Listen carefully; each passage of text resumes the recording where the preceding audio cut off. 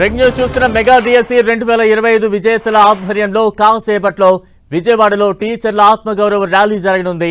ఈ ర్యాలీలో ఉమ్మడి పశ్చిమ గోదావరి, కృష్ణా, గుంటూరు, ప్రకాశం జిల్లాల నుంచి 2025 డిఎస్సి ద్వారా నియామకమైన ఉపాధ్యాయులు పెద్ద ఎత్తున పాల్గొంటున్నారు.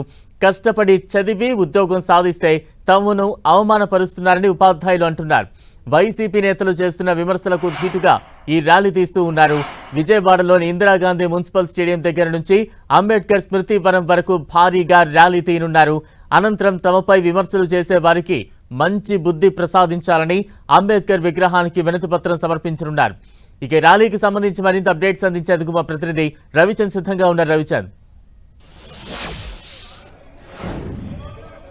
విజయవాడలో ఏదైతే ఇందిరాగాంధీ మున్సిపల్ స్టేడియంలో భారీ ఎత్తున డిఎస్సి 2025 ఉపాధ్యాయులు నియామకమైన ఉపాధ్యాయులంతా కూడా భారీగా గ్యాదరింగ్ అయ్యారు. ఇక్కడి నుంచి ర్యాలీ ద్వారా అంబేద్కర్ విగ్రహం వరకు ర్యాలీ కొనసాగుతుంది. ఆ ర్యాలీ చేసిన తర్వాత అక్కడ అంబేద్కర్ కి ఒక వినతి పత్రం సమర్పించబోతున్నారు. ఏదైతే మేము కష్టపడి ఉద్యోగం సాధించిన తర్వాత మమ్మల్ని అవమానపరిచే విధంగా వైసీపీ వ్యవహరిస్తుంది, వారికి మంచి బుద్ధి ప్రసాదించాలని కూడా కోరుతున్నారు. అదేవిధంగా తమ ఆత్మ గౌరవానికి సంబంధించిన అంశం అని కూడా వీరు తీవ్ర స్థాయిలో మండిపడుతున్నారు. ఇక్కడ మనం చూసాం, వీరందరూ కూడా వేలాది మంది గ్యాదరింగ్ అయ్యారు. వీరంతా కూడా ఆవేదన వ్యక్తం చేస్తున్నారు, తమని అవమానపరుస్తున్నారని చెప్పి. ఇక్కడ చాలా మంది డిఎస్సి 2025 టీచర్స్ వారంతా ఉన్నారు, వారితో మాట్లాడుతాం. ఎలా అనిపిస్తుందమ్మా మీకు? ఎందుకు ఈ రోజు కారణం ఏంటి ర్యాలీ చేయాల్సింది? మా పైన వేసిన నిందలకు వ్యతిరేకంగా మేము ర్యాలీ చేస్తున్నాం. ఇంక కష్టపడి సాధించాం, అందుకనే మేము ఈ ర్యాలీలో పార్టిసిపేట్ చేయడానికి వచ్చాం.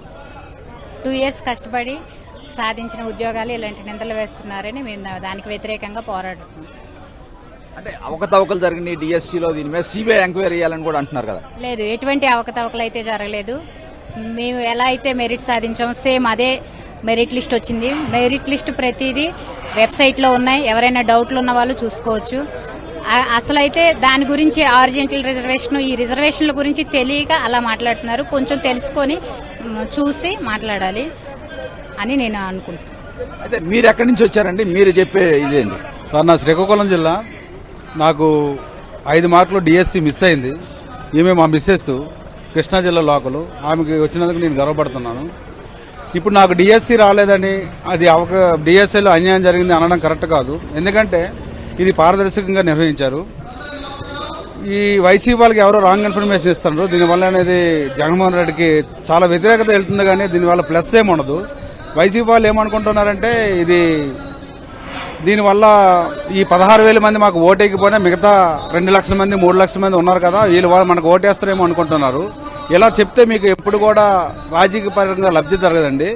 మీరు ఎప్పుడైనా ఇప్పుడు 16,000 పోస్టులు చేశారు కదా, మేము వస్తే మేము 30,000 పోస్టులు ఇస్తాము, లేదంటే ఒక 20,000 పోస్టులు ఇస్తాము, ఎవ్రీ ఇయర్ డిఎస్సి నిర్వహిస్తామని చెప్తే మీకు కంపల్సరీగా న్యాయం జరుగుతుంది. ఇలా పోస్టులు తీసే వాళ్ళ అన్యాయం చేయడం, ఇలా రాజీనామా చేయడం అనేది కరెక్ట్ కాదు. ఇది మీరు ఎక్కడి నుంచి వచ్చారమ్మా? మీరేమంటారు? నేను ఎన్టీఆర్ డిస్టిక్ గంపలగూడెం మండలం నుంచి వచ్చానండి. అసలు దీంట్లో ఎటువంటి అవకతవకలకు అవకాశం లేదండి. ఫస్ట్ మెరిట్ లిస్ట్ ఇచ్చారు, తర్వాత సెలక్షన్ లిస్ట్ ఇచ్చారు, అందులో మార్క్స్ని బట్టే ఇచ్చారు. కానీ ఎటువంటి మేము ప్రతిభతోటే వచ్చాము, కానీ మేము ఇలా చేయాలని ఎప్పుడు అనుకోలేదు. మాకు ఎలాంటిది లేదు. మా ప్రతిభతో మేము ముందుకొచ్చిన వాళ్ళ మీద కూడా ఇలాంటి నిందలు వేసి మమ్మల్ని ఇలా చేయడం ఏమాత్రం కరెక్ట్ కాదండి. వాళ్ళకి తగిన బుద్ధి చెప్తాం మేము. Okay, thank you. అదే ఇక్కడ అందరూ కూడా చెప్తూ ఉన్నారు, ఏదైతే మా మీద అపవాదులు వేస్తూ ఉన్నారు, కష్టపడి ఎంతో వెయ్య ప్రయాసాలకు వచ్చి మేము ఉద్యోగం సాధించాం, అయినా కూడా ఈ విధంగా చేస్తున్నారని చెప్తున్నారు. ఇక్కడ చూస్తే కనుక వేలాది మంది టీచర్లంతా కూడా ర్యాలీ చేయడానికి సిద్ధంగా ఉన్నారు. ఏదైతే గతంలో తిరుపతి, అదేవిధంగా చిత్తూరు జిల్లాలో తిరుపతి, అదేవిధంగా కర్నూలులో కూడా వాళ్ళు భారీ ఎత్తున ర్యాలీలు చేసిన పరిస్థితిని మనం గమనించాం. ఈరోజు విజయవాడ నడిబొడ్డిన కథం తొక్కడానికి రెడీగా ఉన్నారు. వేలాది మంది అందరూ కూడా ఇక్కడ గ్యాదర్ అయిన పరిస్థితి. ఏదైతే ప్రకాశం కావచ్చు, గుంటూరు, వెస్ట్ గోదావరి, కృష్ణా జిల్లాల నుంచి, ఉమ్మడి జిల్లాల నుంచి కూడా భారీ ఎత్తున టీచర్లు వేలాది మంది తరలివచ్చారు. వారంతా కూడా ప్లకార్డులు పట్టుకొని ఇక్కడంతా కూడా కనిపిస్తున్నారు.